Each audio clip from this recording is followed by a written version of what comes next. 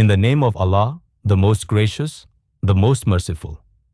After every Salah, prayer, recite these two verses 40 times. Allah will be pleased with you, InshaAllah, and whatever you ask for will be granted. Respected viewers, Allah commands us to seek help through patience and prayer. Indeed, prayer is burdensome except for those who fear Allah. According to the blessed saying of the Prophet Muhammad, peace be upon him, narrated by Hazrat Jabir, may Allah be pleased with him, the difference between a believer and disbelief lies in abandoning the prayer. Patience means to refrain from complaining during hardship. And truly, patience is a difficult task because it requires effort and strong willpower. But the reward for patience is immense. Patience is a great blessing granted only to the fortunate. In Islam, patience holds a high rank. It is among the stations of the chosen servants of Allah.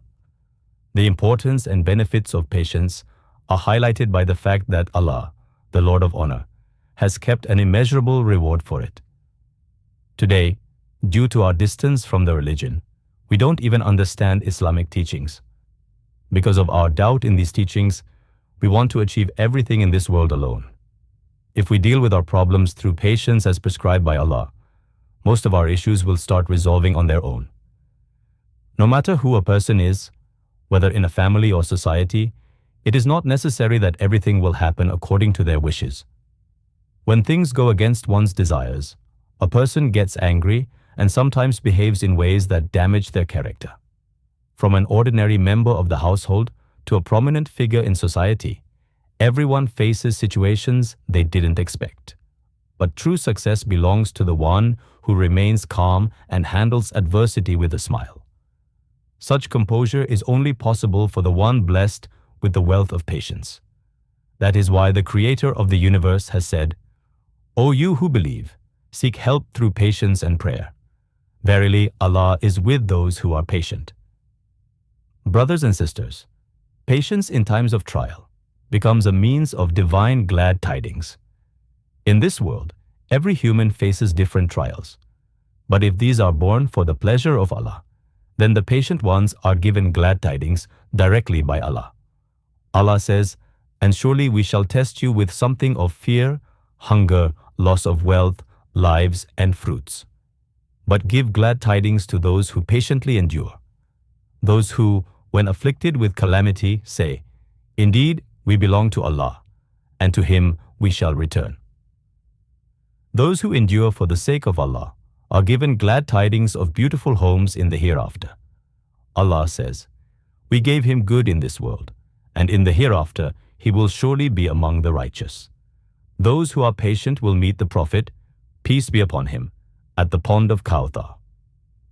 During the distribution of war booty at the Battle of Hunayn, the Prophet, peace be upon him, addressed the Ansar and said, soon you will see that others are preferred over you.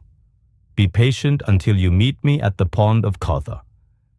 The Ansar replied, we will be patient.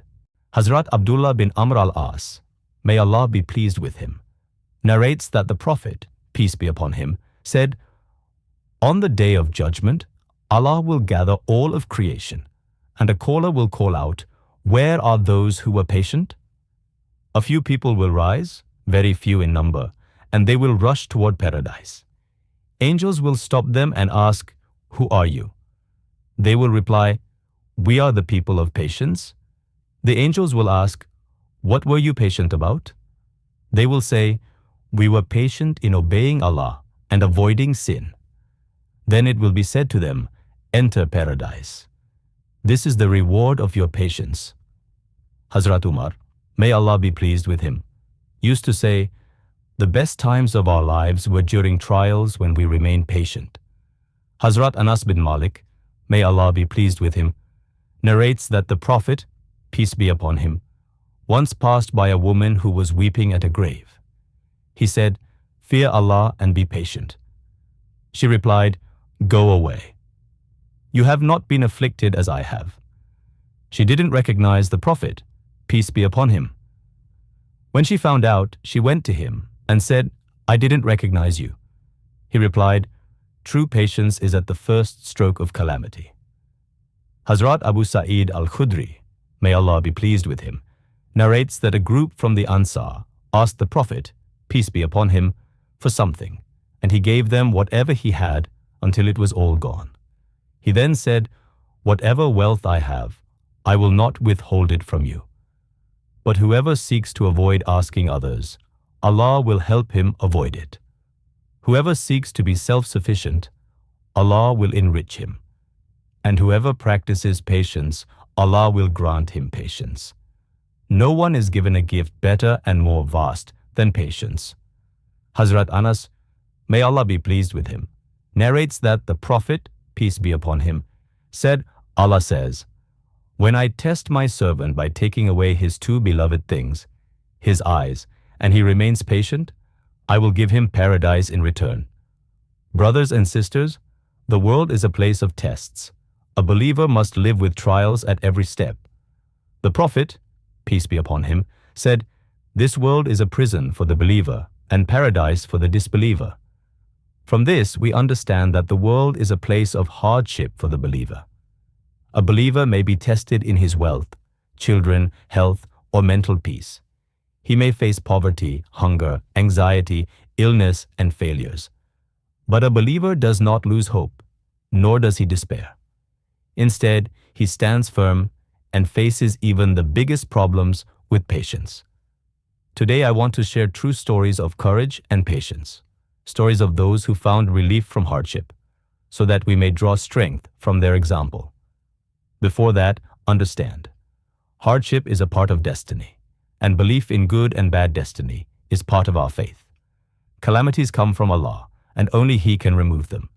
Facing hardship doesn't mean someone is bad. Rather, Allah tests people to elevate their status.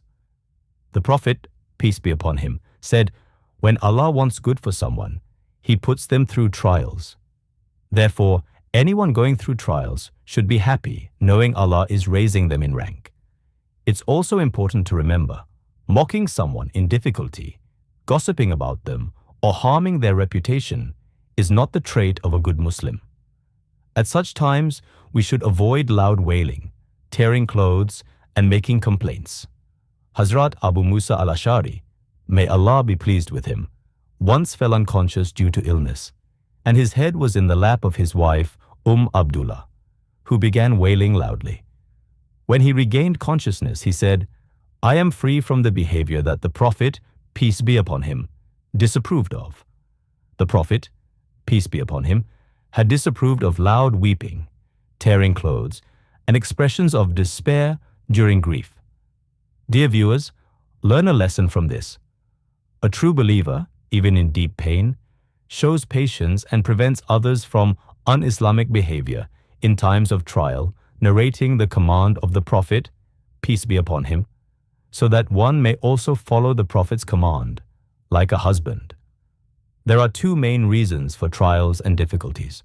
One, the result of a person's own mistakes, due to which Allah sends hardships as a form of punishment. Two, the other is a test from Allah to elevate a person's rank and bestow multiple rewards. Allah says in the Quran, whatever hardship befalls you, it is due to what your own hands have done, but He forgives much.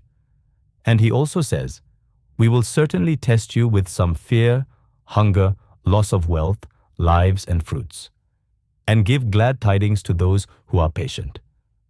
Whether a hardship is due to sins or as a test, if a believer is patient and turns to Allah for relief, then the outcome is only goodness. For every hardship that a believer endures with patience, the reward is the forgiveness of sins, elevation of status, and unimaginable reward, even the greatest reward of all, entry into paradise. When a believer reflects on the benefits of patience during suffering, the hardship will seem light and bearable. Dear viewers, now let us understand what a believer's role should be during trials and how the Quran, Sunnah, and true stories guide us in this matter. Seeking relief through dua, supplication. Whenever a believer faces sorrow or grief, they should immediately recite, indeed we belong to Allah, and indeed to Him we shall return. and ask Allah for help using good deeds as a means. As we affirm in Surah Al-Fatiha, you alone we worship, and you alone we ask for help. Always remember, only call upon Allah in times of difficulty. Let me share a true story as a lesson for all of us. The story of the 3 men in the cave. Abdullah bin Umar, may Allah be pleased with him, narrates that the Prophet Muhammad, peace be upon him, said, 3 men from a previous nation set out on a journey. At night they took shelter in a cave, and suddenly a large rock rolled down and sealed the entrance. All 3 were trapped and said, nothing can save us from this cave except if we pray to Allah by mentioning our most righteous deeds. The first man prayed, O Allah, my parents were old, and I always offered them milk before anyone else. One day I was delayed, and when I returned, they had fallen asleep. I stood by their heads with the milk until they woke up and drank it. If I did this to please you, then remove this rock. The rock moved slightly, but they still couldn't escape. The second man said, O Allah, I loved my cousin dearly and wanted her badly, but she refused. In a time of hardship, she came to me asking for money. I agreed to give her 120 dinars on the condition of sin. When we were about to commit the act, she reminded me of your fear, so I stopped. If I did that to please you, then relieve us. The rock moved again, but they still couldn't get out. The third man said, O Allah, I once hired some laborers and paid them all except one who left without his wages. I invested his wages, and over time it grew into wealth, cattle, camels, and servants. When he returned, I gave him everything. If I did this to please you, then remove the rock. Allah fully moved the rock, and they were all able to escape safely. This shows us that in hardship, one should turn only to Allah. He alone can relieve us. Patience is key. A believer's second response in difficulty is patience. One must avoid restlessness, complaints, or despair. Allah says, O you who believe, seek help through patience and prayer. When we remain patient during hardship, like the story of Abu Musa Ash'ari, may Allah be pleased with him, Allah's help descends and a way out is created. The story of Prophet Ayyub, peace be upon him. Anas, may Allah be pleased with him, narrates that the Prophet, peace be upon him, said, Prophet Ayyub, peace be upon him, remained sick for 18 years. All his relatives and friends abandoned him, except 2 brothers who would visit him morning and evening. One day, one said to the other, I believe Ayyub must have committed a major sin that no one else has. When he told this to Ayyub, he replied, I don't know of any such sin, but I do know that 2 people used to argue in front of me and would swear by Allah falsely. I would offer a sacrifice on their behalf, just in case they had used Allah's name wrongly. He used to relieve himself outside, and his wife would support him back to his place. One day he delayed returning. His wife waited for him. Then Allah revealed to Ayyub, strike with your foot. This is a spring for washing and drinking. As he bathed, all his diseases were cured. His wife didn't recognize him when he returned. So beautiful and healthy had he become. She said, May Allah bless you. You look just like the Prophet who is sick. He replied, I am Ayyub. Allah has healed me. Allah then blessed him with immense wealth. One cloud poured gold over his wheat field, and another poured silver over his barley field. We ask Allah to grant sincerity in our actions, patience in trials, and success in tests. Ameen, Ya Rabbal Alamin. The secret to patience. To practice real patience, we must know why we are being patient, how to be patient, and what we hope to gain from it.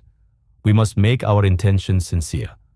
Otherwise, there's no difference between us and animals. They also bear hardship, but have no understanding of purpose or reward. We pray to Allah, the Lord of Honor, to grant us true patience. Powerful Wazifa.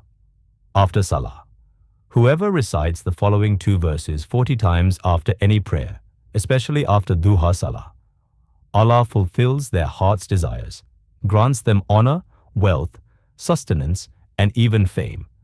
Begin with sending blessings, durud, on the Prophet. Then recite these two verses 40 times. Insert the Arabic verses here.